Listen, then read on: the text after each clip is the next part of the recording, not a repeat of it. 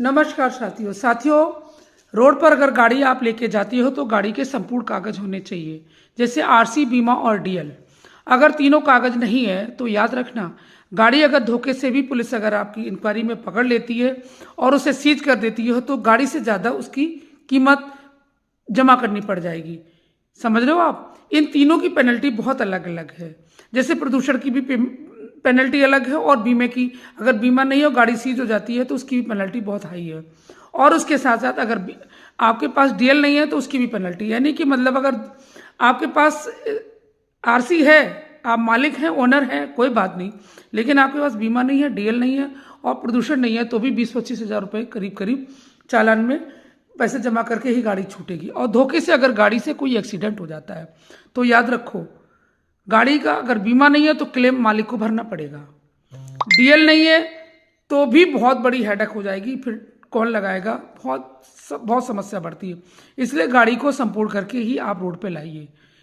अगर कोई कहीं हो गया तो समझ लो पूरा जो भी क्लेम, अगर कोई ख़त्म हो जाता है तो उसका पूरा क्लेम मालिक पे आ जाएगा।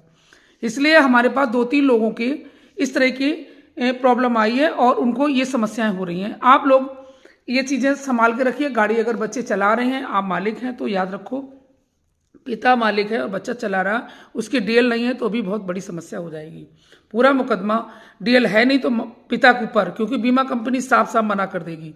बहुत सारी चीज़ें कंपनी तभी कंप्लीट करेगी, आपको कभी पेनल्टी तभी क्लेम तभी भरेगी जब वो बिल्कुल गाड़ी एक्यूरेट होगी, नहीं तो वो डगमगाएगी और फिर मजिस्ट्रेट सीधा सीधा जज आपके ऊपर रख देगा पूरा क्लेम। फिर आपकी चाहे प्रॉपर्टी बिके या आपके लिए कुछ भी हो जाए, लेकिन आपको क्लेम देना पड़ जाएगा कोर्ट के ऑर्डर से।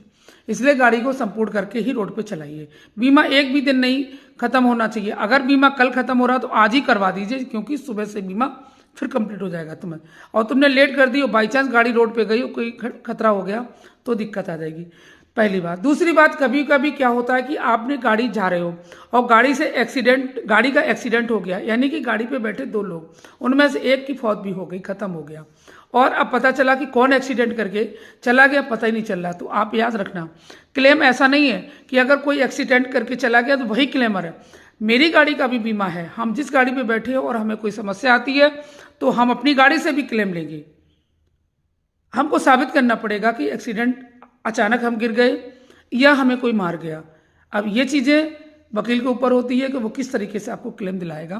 क्लेम लिया जा सकता है अपनी गाड़ी से भी, क्योंकि अभी एक भैया हैं, उनको इस तरह की समस्या आई तो मैंने उनको समझाया था कि आप ये मत